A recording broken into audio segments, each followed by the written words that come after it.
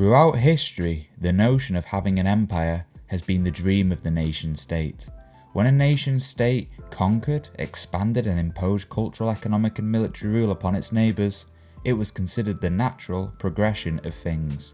From the Roman Empire to the Ottoman Empire, and from the Zulu Empire to the British and French empires, empires have always been regarded as the natural end product of the nation state. But today, empires are regarded as immoral. The evidence for this? Well, we don't see formal empires anymore. Informal empires may exist, but they are discreetly informal for a reason. And this begs the question, when did empires become bad? From the 15th century to the 18th century, the European empires steadily grew.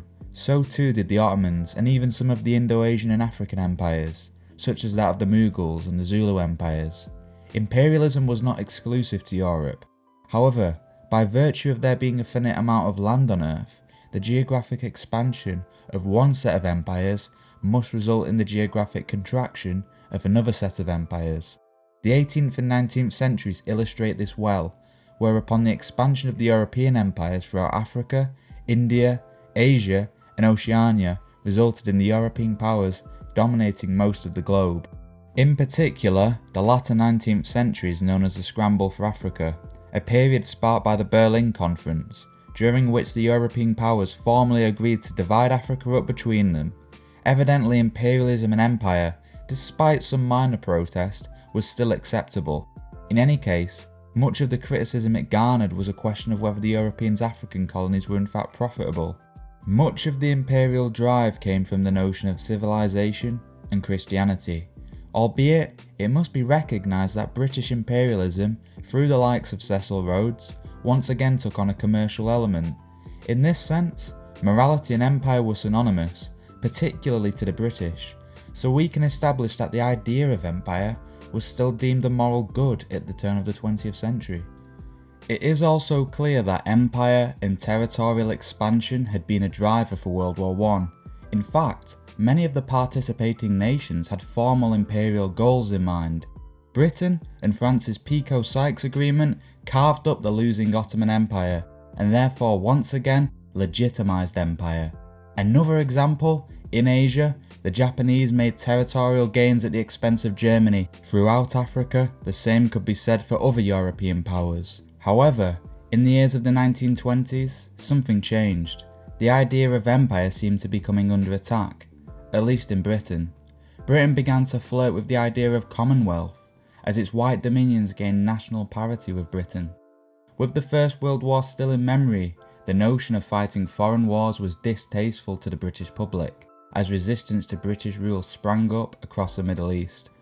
To the British, and to an extent the French, the mindset of merely holding their empires took precedence over expanding them. Yet to Italy and Japan, imperial expansion was very much a political goal, and one the public yearned for. We can therefore see a differing attitude evolve towards empire in the 1920s. There were the imperial growers of Italy and Japan, and the imperial holders of Britain and France. These attitudes were exacerbated and heightened in the 1930s. In Britain, at Oxford University's Union, a group of students took what is known as the Oxford Oath, a pledge that such students would not fight and die for king and country. This essence of pacifism is not the material that imperial orders are made of. At the same time, Japan was invading the Manchurian region of China, and Italy was about to invade Ethiopia, then Abyssinia. The British condemned Japan throughout the Manchurian crisis, a condemnation which came with hypocrisy. How could the largest imperial power critique another nation for its own empire building? Similarly, both the British and French criticised Italy for its invasion of Eastern Africa, but secretly planned to facilitate the partition of Abyssinia through the Hall-Laval Pact. The rise of Nazi Germany during the 1930s and its ideological drive for Lebensraum, living space, presented the evil elements of empire in plain sight to the world. But once again, how could both the British and French criticise Germany, Italy and Japan for executing their own imperial ambitions? What leg did Anglo-French morality have to stand on when they themselves sat as the largest imperial and colonial powers? The 1930s was evidently a period when building an empire was regarded as morally repugnant, but maintaining an empire was regarded as morally sound. Yet this attitude would change throughout World War II. A significant turning point came in 1941 when Churchill and President Roosevelt signed the Atlantic Charter. It stipulated that all people had the right to self-determination and that Britain and the US would not seek to advance territorially in the post-war world. All of a sudden, the war seemingly took on a more moral turn. The war was ostensibly no longer merely about maintaining the old imperial order. It took on new flavour. There had been a written commitment to international self-determination.